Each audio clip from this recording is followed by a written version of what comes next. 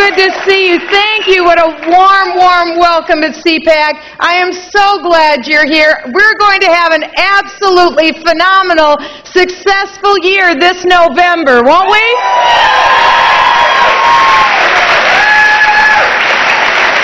Well, I thought you would be interested in knowing that running for President of the United States is really one series of humiliations after another.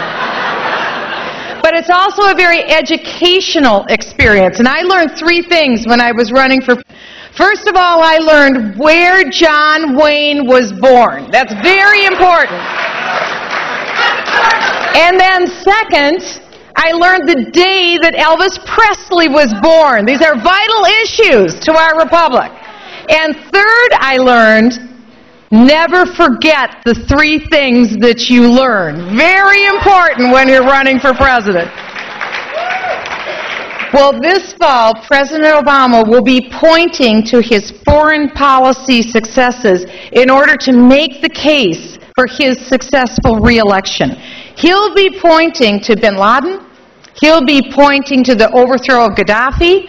He'll be pointing to the Arab Spring as his foreign policy success story.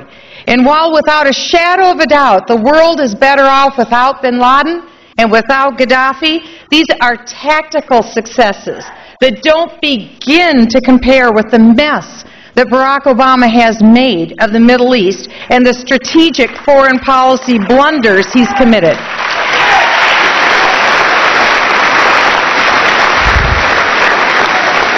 Because you see, a president's foreign policy changes the course of history.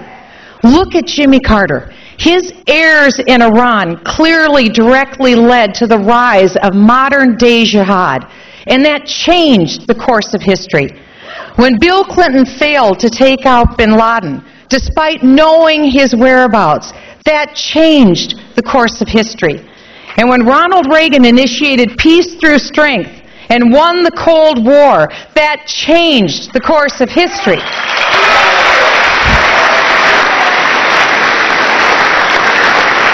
And when Barack Obama chose Islamic outreach over Israel, he changed the course of history.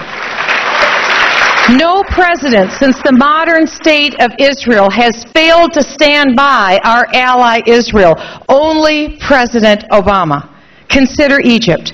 The president spurned the president of Egypt when he took his first foreign trip to Cairo, and in an absolutely shocking move, he invited the radical Muslim Brotherhood to hear his speech when Mubarak's policy was to keep the Brotherhood at arm's length. The Muslim Brotherhood's mission is the spread of global jihad, and their leader has called for the demise not only of the United States but also of Israel. And the Muslim Brotherhood's spiritual leader has called for the killing of United States troops both in Iraq and in Afghanistan. That's why it's unthinkable that the Muslim Brotherhood's spiritual leader is now acting today as a mediator between the United States and our enemy, the Taliban, in Afghanistan. Now, I can understand why Mubarak would not want to empower the Brotherhood in Egypt. But what I don't understand is why the President of the United States, Barack Obama, would give the Brotherhood a seat of honor at his first foreign policy speech in Cairo.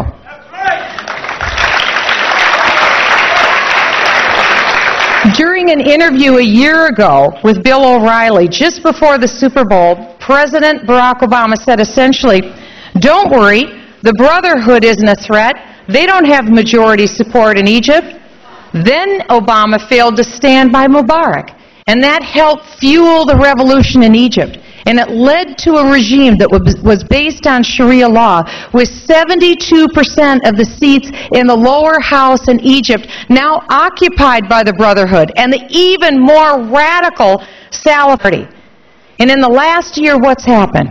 It's reported that because of the persecution, over 100,000 Christians have had to flee Egypt.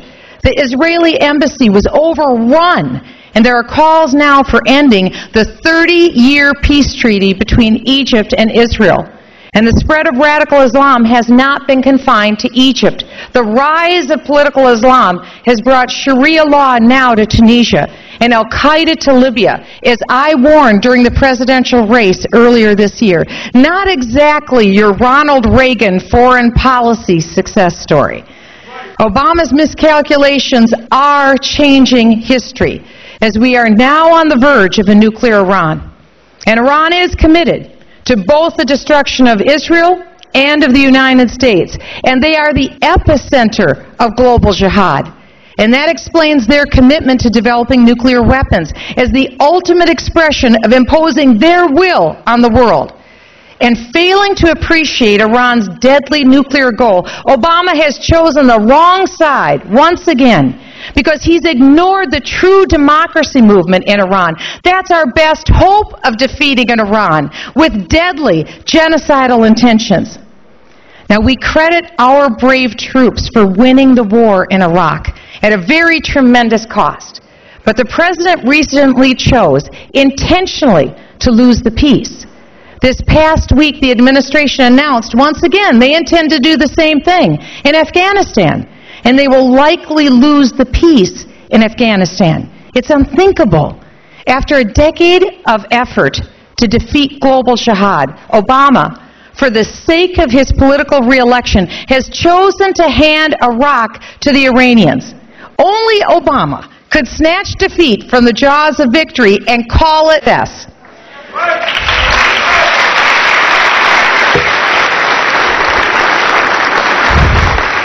Before Obama was elected, Tunisia was a stable U.S. partner. No more. After the elections in Tunisia, the Islamists took over. Obama called the Islamic elections an inspiration and said that he was deeply encouraged by the progress. Before Obama was elected, the leadership in Yemen and Egypt, they're flawed, to be sure, but they were at least counted on as U.S. partners. And before Obama was elected, Israel could count on America's unwavering support. But since Obama's election, Israel has rarely enjoyed President Obama's support. And in May, he even said that Israel should retreat to her indefensible 1967 borders. Make no mistake about it. In Israel's hour of dire need, the United States must stand with Israel.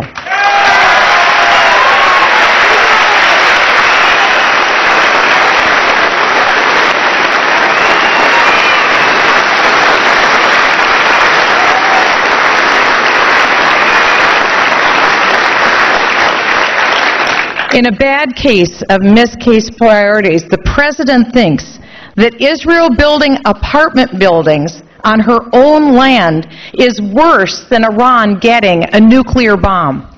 A week ago today, the supreme leader of Iran said that Israel is a cancer that must be cut out. And at the very same time last week, Iran launched a new satellite. And they threatened any nation that tried to stop Iran's nuclear ambitions with 10 times the violence in return. They mean business, and we need to pay attention.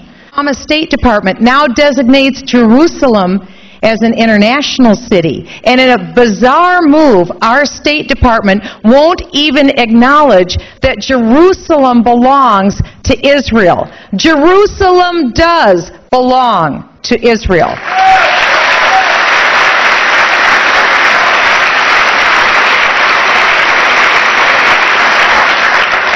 Before Obama was elected, no one had ever heard of a United States president saying to the world that the United States is not a Judeo-Christian nation. I'm here to say we are.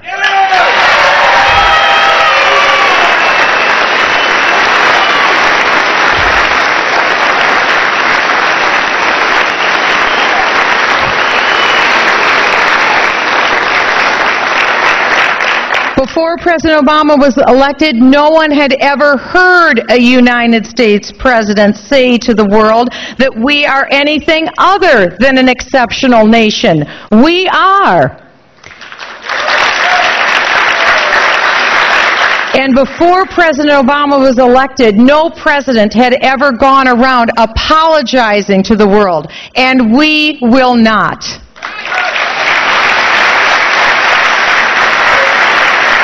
A president's foreign policy does change the history of the world, which is why Barack Obama cannot have a second term as president.